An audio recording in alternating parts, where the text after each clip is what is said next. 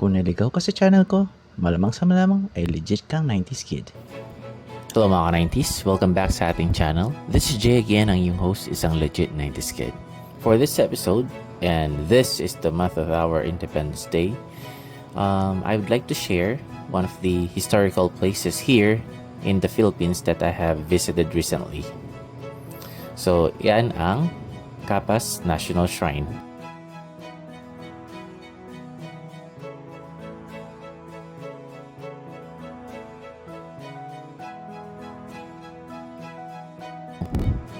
So ito, patungo tayo sa entrance. And then you will see that the guard has pointed out the fee, entrance fee dito sa pagpunta sa historical place na to. If I'm not mistaken, if I remember it right, it's around 50 pesos per head. So, ayan. Pagpasok na makikita mo na para siyang isang forest. And it's actually a very quiet one. Kung nagbabalak kang mag-jogging, this is actually a great place to jog. Nakita ko actually may mga ibang runners na tumatakbo dito. I'm not sure 100% of if running is allowed here, but I think it's allowed kasi nga may nakita akong runners na nagpa-picture sa monument last time.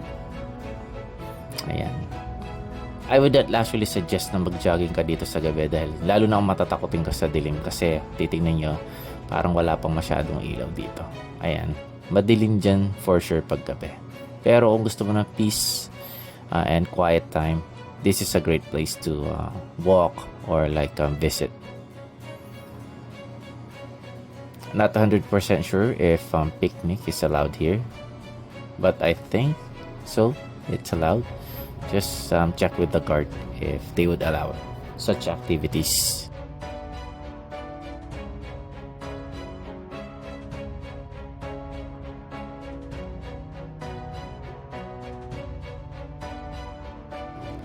Medyo mahaba-haba yung dadaanan mo.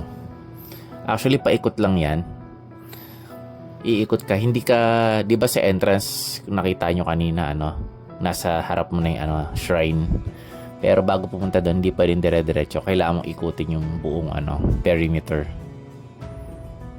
Ayan, makikita ninyo ang ganda ng place. So, park muna tayo. Story time. Ang reason kaya napadpad ako dito is actually may pinuntahan kaming running event sa New Clark City. And then, natanong ko yung mga guards kung ano itong nakita kong malaking structure or obelisk dito sa isang side ng New Clark City. And then the guards informed us that that's called the Capas National Shrine. And then nakakwentuhan mo yung mga guards, pinuntahan daw nila yung lugar. And actually nakwento ng mga guards na nakita nila yung ninang ninuno nila doon. And they actually sound very happy nung kinikwento yan. Ayan, tignan natin, meron na sulat dito.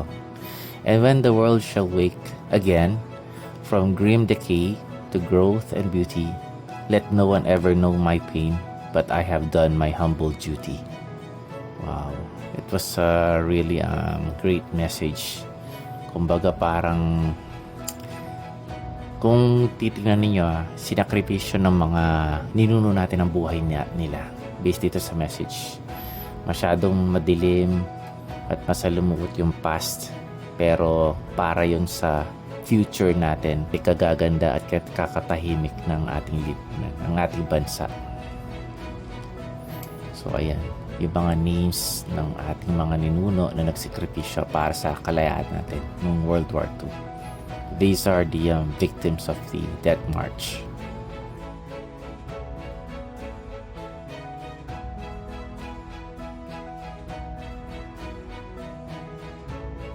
Ayan, ang laki ng monument.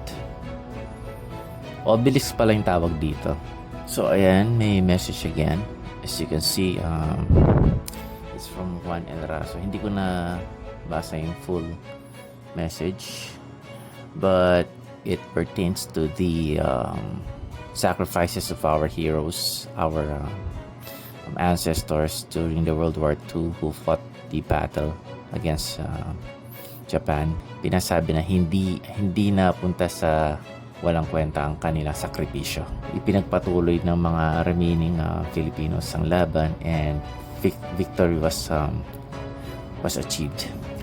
So going back sa story na kinukwento ko kanina, yung dalawang guards nga na nakwentuhan namin, talagang yung parang sparkle sa mata nila. Sobrang proud sila na nalaman nila na yung ninuno nila is actually nakalista dito.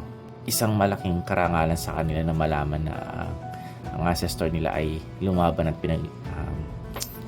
nanalo nung panahon ng World War II. Nung narinig ko yun, actually, na-excite ako pumunta rin sa lugar na to. I've decided to go here. Kasi nga, ang lolo ko kasi, pumunta ako dito sa lugar na to, hoping na makita yung name ng lolo ko. Just a fun fact, yung lolo ko actually did not die in the war. He died due to the war. Kasi nga, hindi siya masyadong nakakain, hindi tama yung health nila, hindi masyadong na he died of ulcer at an old age. Nung tinignan ko itong mga listahan ng mga names ng soldiers dito, medyo parang hinayang ako, wala yung name niya. Pero na-realize ko, buti na lang wala yung name niya dito. Kasi, kaya pala wala yung name niya dito, na-realize ko after doing some research. These are the names of the people na nakarating dito after the Death March. Yung mga nakulong dito. So, ibig sabihin nakakulong ka dyan, nakalista yung pangalan mo. My grandfather was not listed here because during the night, nakwento yun ng lolo ko, which is actually something that I'm proud of. He was part of the Death March. Nakatakas siya dito sa Mabalacat area during the night. Sumalisi siya doon sa mga soldiers na nagbabantay sa kanila. And na-amaze ako na nakatakas si lolo.